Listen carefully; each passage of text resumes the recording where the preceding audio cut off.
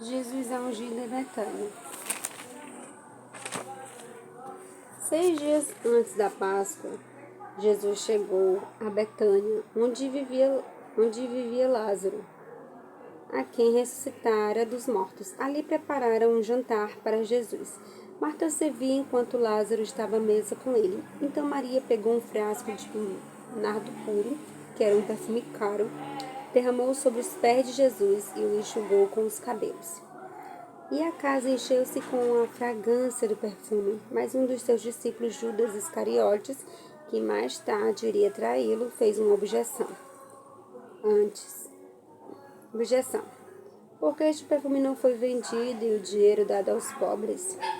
Seriam 300 denários. Ele não falou isso por se interessar pelos pobres, mas porque era ladrão.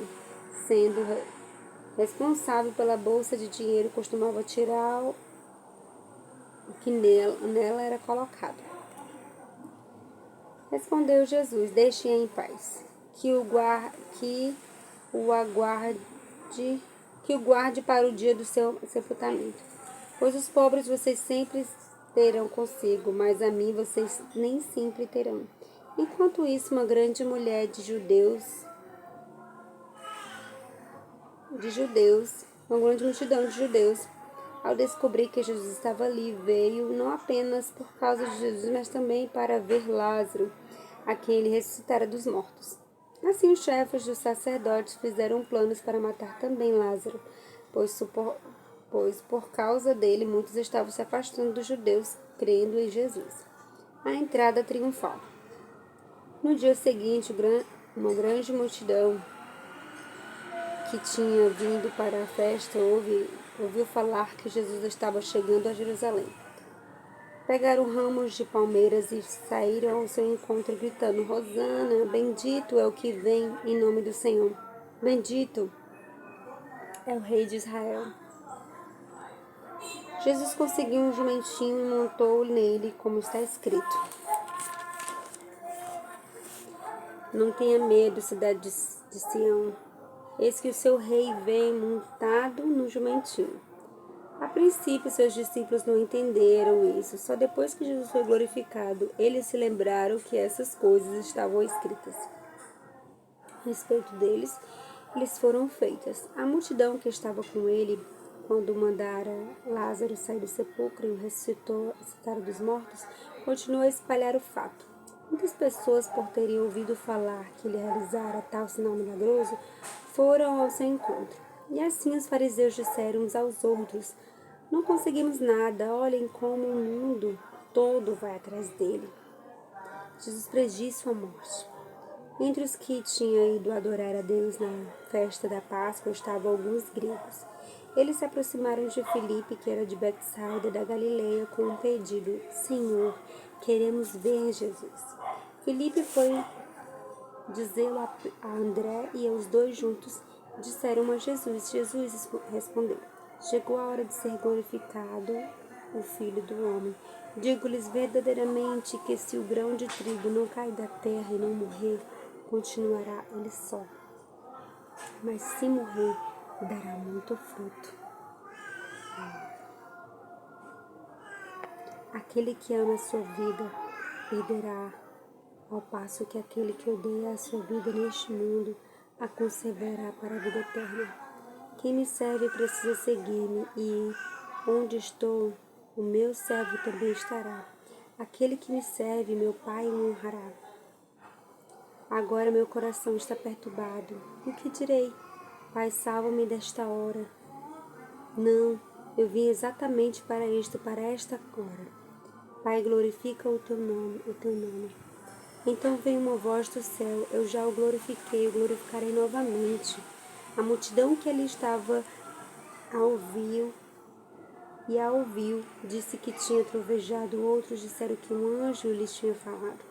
Então Jesus disse: Esta voz veio por causa de vocês, e não por minha causa.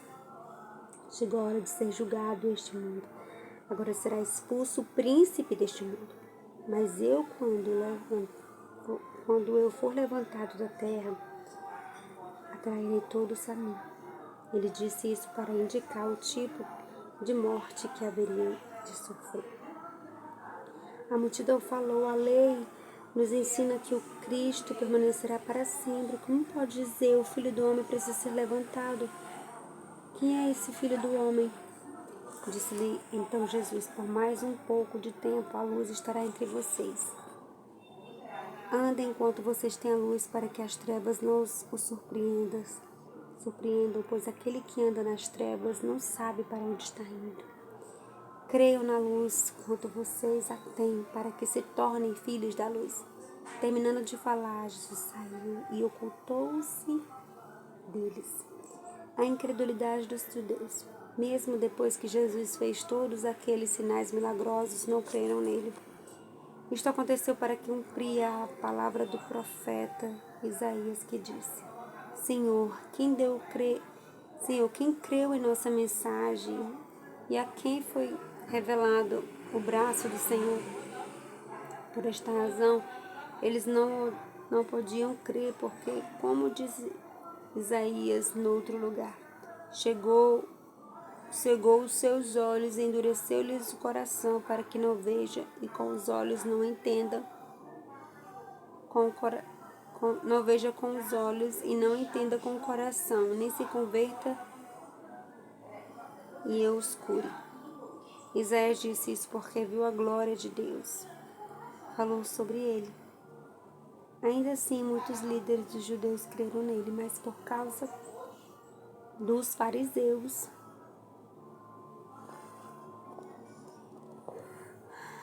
não confessavam a sua fé com medo de serem expulsos da sinagoga, pois preferiam a aprovação dos homens do que a aprovação de Deus. Então Jesus disse em alta voz: quem crê em mim não crê apenas em mim, mas naquele que me enviou. Quem me vê, vê aquele que me enviou. E eu vim ao mundo como a luz, para que todo aquele que crê em mim não permaneça nas trevas. Se alguém ouvir as minhas palavras e não lhes obedece, eu não o julgo, pois não vim para julgar o mundo, mas para salvá-lo. Há um juiz para que me rejeita, não aceita as minhas palavras próprias, para que proferiu condenará no último dia. Pois não falei por mim mesmo, mas o Pai que me enviou me ordenou o que dizer, o que falar. Sei que o seu mandamento é a vida eterna. Portanto, o que eu digo é exatamente o que o Pai me manda dizer.